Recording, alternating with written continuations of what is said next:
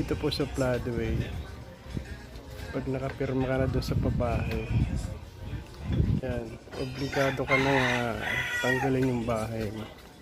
Ginigiba na siya. Yan.